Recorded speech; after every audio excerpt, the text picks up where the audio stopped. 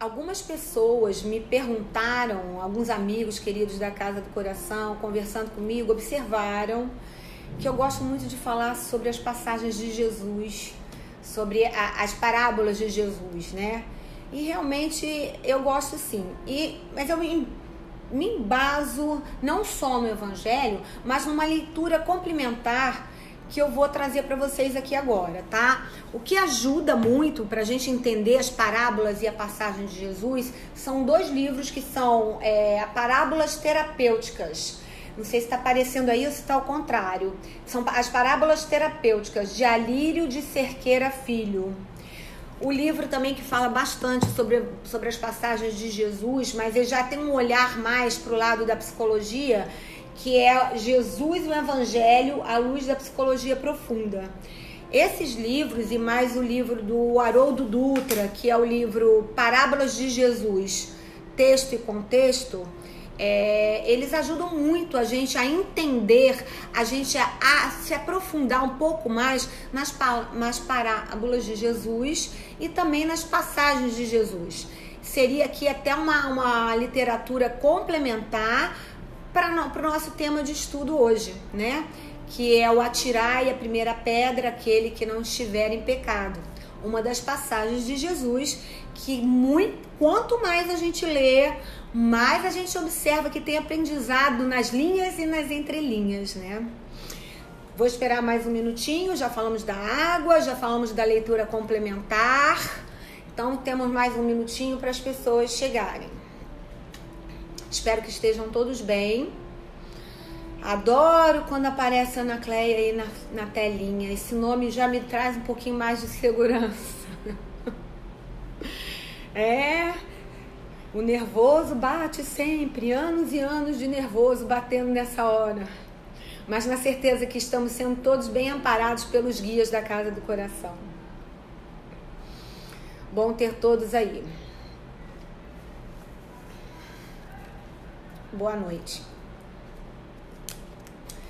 Então vamos lá, são 8 horas, boa noite a todos, sejam todos bem-vindos à Casa do Coração de cada um de nós, na certeza de que estamos separados, mas unidos pelo amor dos guias da Casa do Coração. Que o Mestre Jesus, através de seus benfeitores espirituais, possa permanecer conosco durante os trabalhos dessa noite.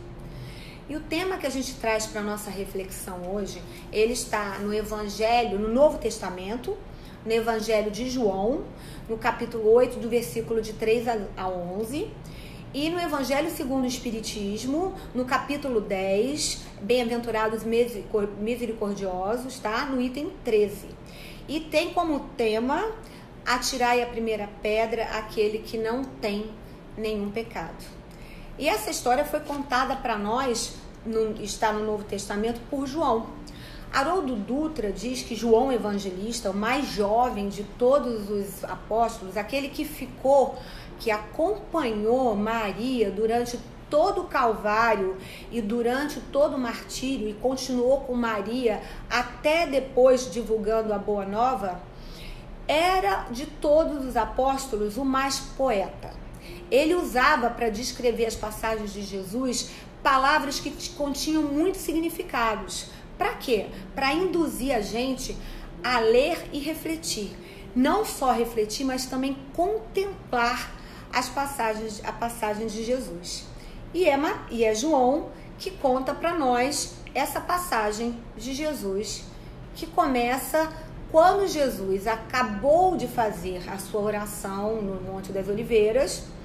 Ele desceu e se posicionou na frente do templo, sentou ali na areia e começou com o dedo a ensinar as verdades da vida e as verdades do reino de Deus. Em volta dele se juntou uma multidão que já estava apreciando a maneira de Jesus se referir à humanidade e os novos conceitos da época. Ele já tinha, vamos dizer assim, os seus seguidores, que estavam sempre com ele ali, aprendendo sobre as palavras do Pai. E certo dia, chegou perto dele, onde ele estava lá no templo escrevendo com o dedo, os homens da lei, os intérpretes da lei naquela época. eram os fariseus, e eles traziam com eles uma mulher. Essa mulher, ela tinha sido pega em adultério. E o adultério, para o costume da época, para as leis de Moisés, era um crime que se pagava com apedrejamento até a morte. Estava escrito na lei de Moisés, e era assim naquele tempo. E os doutores da lei sabiam disso. Eles queriam testar Jesus. Se chegaram para Jesus, levaram a mulher até Jesus, onde ele estava lá escrevendo com o dedinho na areia, e falaram: esta mulher foi pega em adultério. A lei manda que a gente apedreje. E tu, o que pensas? Jesus, o espírito altamente superior, o maior espírito que já passou na terra, de tanta luz, sabia exatamente o que estava acontecendo naquela situação ali. Ele estava sendo testado. Poderia cair numa cilada. Coisa que hoje em dia, durante a atualidade, a gente tem que tomar muito cuidado, porque as nossas palavras podem nos levar a um duplo entendimento e nós caímos numa cilada também. E por quê? Porque se Jesus dissesse que ele condenava a mulher, ele ia perder aqueles seguidores que ele tinha conseguido, aquelas pessoas que já acreditavam nas suas palavras e na sua bondade. Mas se ele dissesse que era para apedrejar a mulher, que era o que eles esperavam, que estava escrito na lei de Moisés, ele ia perder esses seguidores. E se ele concordasse com a lei de Moisés, como é que ia ser? Né? Ele estaria dizendo para apedrejar uma mulher. Então era uma cilada para Jesus, que Jesus parou, pensou que com um espírito de alta luz, já tinha um lado moral desenvolvido, o lado intelectual desenvolvido, pensou para dar uma resposta sábia naquele momento. Então ele estava lá com o dedinho, escrevendo na areia, ele levantou o olhar, olhou para os homens e olhou também para o marido da mulher que estava lá. E abaixou o olhar discretamente. Já vem aí um outro ensinamento. Quando Jesus abaixa aquele olhar, é como que ele dissesse assim: eu respeito o livre-arbítrio. O que nós temos a ver com a vida particular dos outros, né? Ele deu um olhar assim não estava muito ligando com aquilo, né? E começou a escrever, ensinando ali o que ele estava fazendo para os seus seguidores, ensinando sobre o reino de Deus, e respondeu. Teve que responder com sabedoria, porque ele sabia que estava sendo testado, e teve que pensar no que responder, para responder de uma maneira clara, que fosse deixar também um ensinamento para nós. E ele levantou, olhou e respondeu: atire a primeira pedra aquele que não tiver um pecado. Jesus sabia que ali onde estava aquela multidão, porque quando se junta uma multidão que é para resolver alguma coisa, já com o intuito da violência, com o intuito de apedrejar, não pode haver bons espíritos ali. Sabia que ali existiam espíritos impuros, que todos que estavam ali eram espíritos que tinham razões suficientes para também ser apedrejados. Com essa resposta, saíram todos de perto. João fala com uma delicadeza maior para deixar para nós um outro ensinamento. Saíram todos, começando pelos mais velhos e depois saíram os mais jovens. Para nos mostrar, como diz a literatura que a gente conversou lá no começo, da onde a gente tira essas ideias todas, né?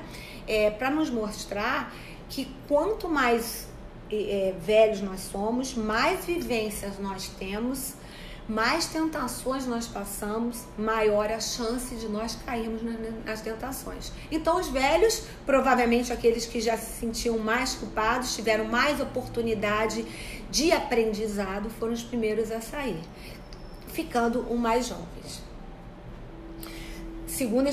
Terceiro aprendizado que nós fizemos aí. O quarto aprendizado, a gente pode pensar na questão quando todos foram embora, ficou só ele e a mulher. Ficou o Cristo e a mulher que estava ali num processo de aprendizado. Ficou o educador e a educanda. Ficou o mestre e a aluna. Os dois ficaram ali. E Jesus, então, faz uma outra pergunta que nos traz mais um ensinamento. Aonde estão os teus acusadores? Jesus ali já nos alerta para a possibilidade. Quando nós erramos, quando nós cometemos falhas, quando nós agimos de má fé, quando nós prejudicamos o outro, nós atraímos para nós espíritos que estão no mesmo padrão vibratório, que estão os espíritos que são capazes de acusar. Já era ali um outro ensinamento. E a mulher então responde: foram-se todos. E ele fala: eu também não te julgo, eu também não te condeno. Porque um espírito que é um espírito superior, ele jamais vai pensar em julgar alguém, principalmente em situação que coloca o seu irmão em constrangimento. Jamais vai crucificar ou apedrejar alguém. Joana de Ângelo diz que só tem moral para apedrejar aquele espírito superior. E o espírito superior, ele não apedreja, né? Então, a gente pensa, ele já sabia que a mulher que estava ali precisava de conhecimento, precisava de carinho. Era como se ele dissesse: eu te perdoo, minha filha, vá e não erre mais. Em nenhum minuto Jesus foi a favor do adultério. E Divaldo Franco diz que o adultério é sim uma causa de resgates ou reajustes que podem ser feitos de várias formas possíveis. Ele não foi a favor do adultério, mas ele era o coração, é o pai que entende que através do erro o seu filho aprende, né? Que nós estamos aqui na escola, no aprendizado. E eu acho que nessa passagem, se a gente for estudar um pouquinho mais, a gente vai encontrar ainda outras lições tão importantes quanto essa, que é o de não julgar, de nós sermos rigorosos conosco e indulgentes com os outros, né? Evitar o julgamento, evitar a crítica, as más palavras, os pensamentos de mau caráter, respeitar o próximo em suas opções de vida e na sua maneira de ser. E aqui eu relembro o homem de bem. O homem de bem é aquele que só faz uma crítica quando essa crítica é construtiva e jamais vai humilhar o seu semelhante, o seu irmão.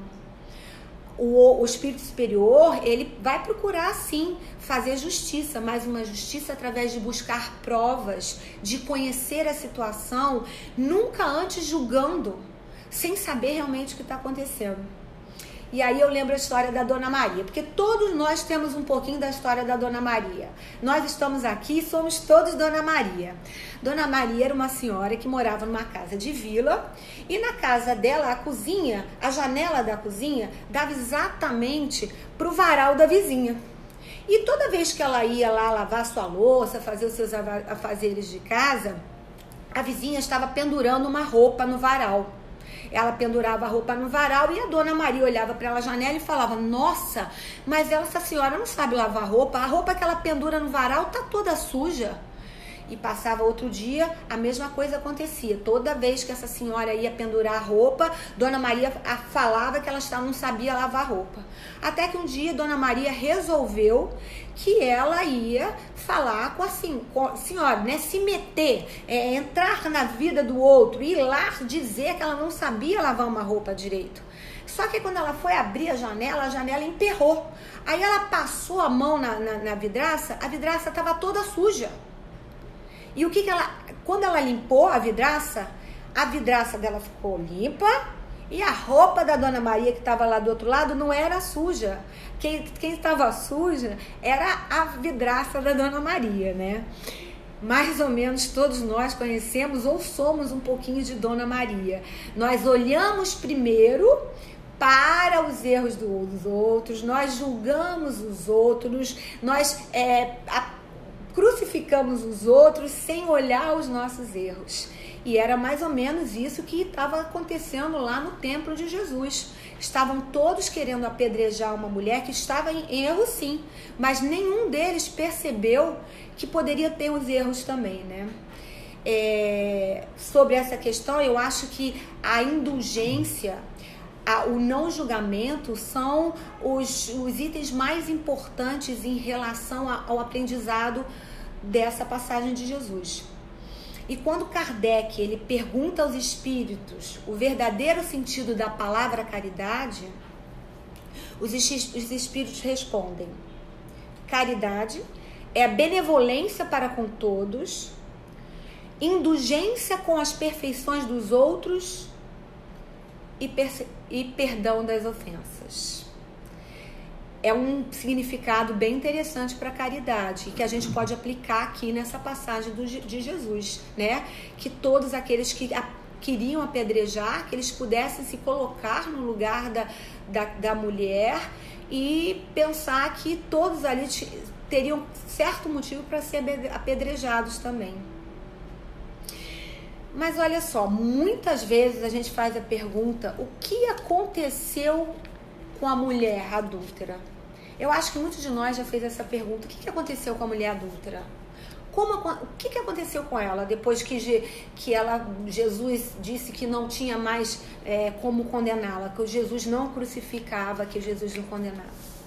Aí, olha só, o espírito de Amélia Rodrigues, ela viveu de 1861 a 1926 e nasceu na Bahia. Ela foi uma poetisa, professora, escritora, teatróloga, uma mulher de total importância na Bahia. Quando ela desencarnou, ela começou a fazer parte da falange de Joana de Ângeles.